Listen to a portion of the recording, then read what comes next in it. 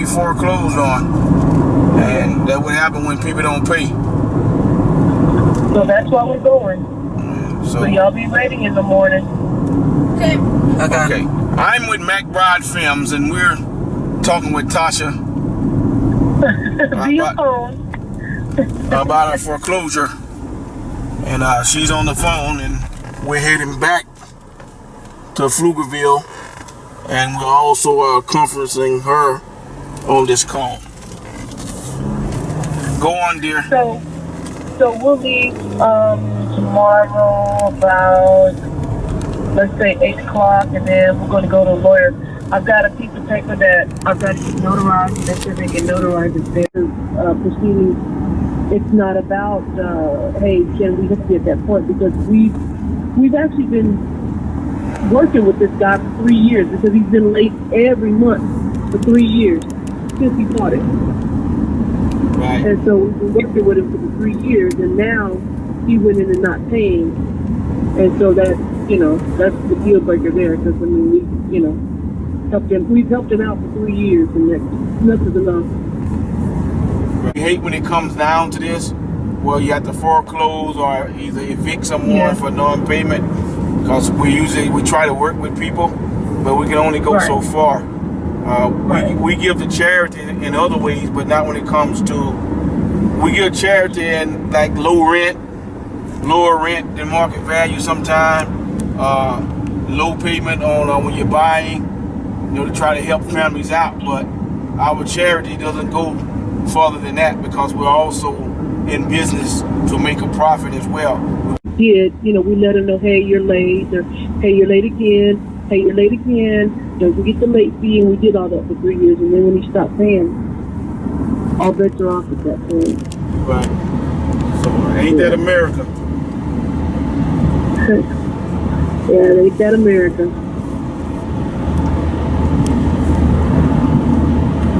So everybody understand what we're going to finish tomorrow? This is Steve McBride with McBride Films, live in Killeen at the foreclosures signing we talked about yesterday. Kids in the back, mama's driving. What we want the kids to learn is the process of doing that, the process of doing business, knowing how to be compassionate in business, but knowing when you need to put down the hammer on the business, for the business side of it, for your own self-preservation. We want them to go in and witness how this goes, so that when they buy properties or take over properties, they'll know how to operate. Mother is, in this instance, is the bank, okay? And so she agrees that somebody can finance this. In exchange, she gives them a deed, a note. A note is a promise to pay somebody in the future, and a deed of trust. A deed of trust says essentially that if you don't pay this note, I have these rights. One of those major rights that the bank, your mother in this case, wants is the right to go get this property back in the event they don't pay. These people didn't pay. We have to do certain notices under the statute. We have to give a notice that says, you're this far behind, please catch up and pay your attorney's fees. They didn't do that. We waited another 21 days. The next notice goes out and says, you didn't listen to me, so now I'm going to call your entire debt due. We're going to accelerate your debt. And so they owed the whole thing. They didn't pay that within the date that we went to the courthouse steps and auctioned off the property. Literally in every county in the state of Texas, on the first Tuesday of every month, there is an auction of real property. So people go to the courthouse steps, and I went up to the courthouse steps and I said, my name is Alex Mass. I'm here as a trustee for the Entrust Group, Inc., FBO Tasha McBride. I'm here to sell the property at Lot 3, Block 28. Okay? No one bid on it. So as the trustee, I bid in the amount of the debt. And so therefore, when I get back to my office, I sign what's called a substitute trustee's deed, which gives the property back to the bank. Your mother, through her, do whatever she wants with it. She can live in it. She can rent it. She can sell it. Anything legal she can do with it. Okay? If there are people still living in it, they have to be evicted, and so we have to file a different lawsuit with a different judge, asking that judge to award possession back to your mother. So that's the steps we're taking now. You have any questions about all that? It's a typical process for banks, not as typical for individuals, because most individuals don't own or finance things. Although I represent dozens upon dozens of people that own or finance stuff every day, because it's another way to generate income. You typically earn more interest than a bank does. Yes. Because these people who your mother sold and then financed probably couldn't go get a loan at a bank. So if you can't go get a loan at a bank, as your new lender, I'm going to charge you a higher interest rate because the bank saw you as risky. So for my risk, I deserve a higher reward. So I'm going to charge you a higher percentage than the bank would charge. So typically, if the bank is charging 5%, we may charge 9 or 10. Now, the maximum by law is 18. And so there is an instance where you would charge 18 if they were so far behind. Your loan will let you charge 18%. But you can't charge more than what the law says, or it's a word called usury. You can't charge someone usury. My parents made me pay rent. At what age? When I was their age. Sorry, guys. So I was allowed we got, what do you call it? Allowance. We got an allowance, but at the end of the month, I had to pay my rent. So if I got $100, my rent was $75 that month. So I had $25, but if at the end of the month, I didn't have my rent, I had to camp outside. Wow. So my parents evicted me from my bedroom. Wow. Yeah. So that's one of the things they taught us. I love him. Yeah. And you know what? It gives me an appreciation for a lot of things that most people don't have. But you were talking about my parents who didn't grow up with much. And they made a lot of this. My dad's he's born and raised in Panama. Now he runs a company with 135 employees with barely a high school education. And he didn't feel like he needed to give you what he didn't have? No, because he had to work for it. And so he wants me to work for it. I think generations change. My kids are getting more than he always wanted me to have more than what he had. But he wants to know that it came with hard work, sweat, blood, and tears. So, yeah. That's why I think it robbed me of my summer as a kid. But it was the best thing that my parents could have given to me. Do you want to frame houses when you grow up?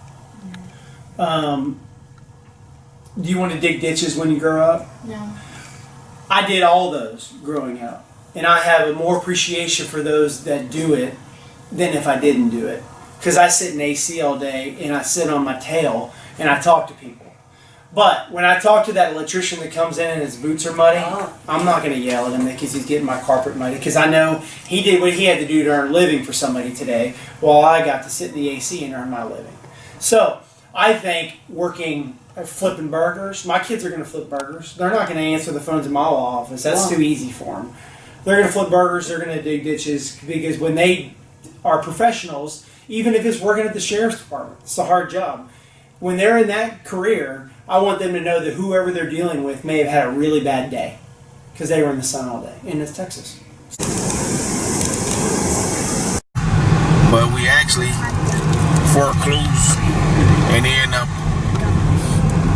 buying it back, if you will. No exchange of money, but no one bidded on it. So we're going to make sure the occupant is no longer occupied. If that person has not moved out, we'll have to do an eviction. And this is the trouble of business. While this is business, you have to deal with getting people out of your stuff that they didn't pay for in the first place.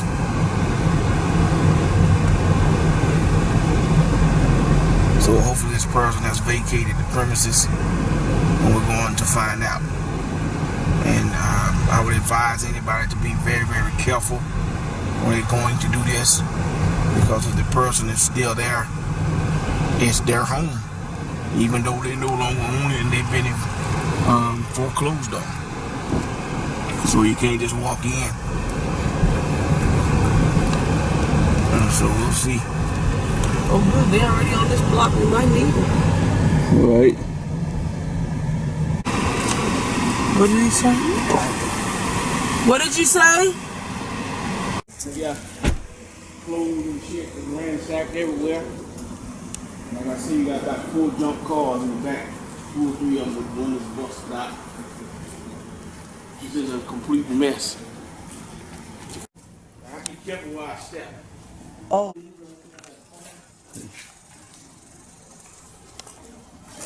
And of course, we have pictures when we first put this on the market 3 years ago.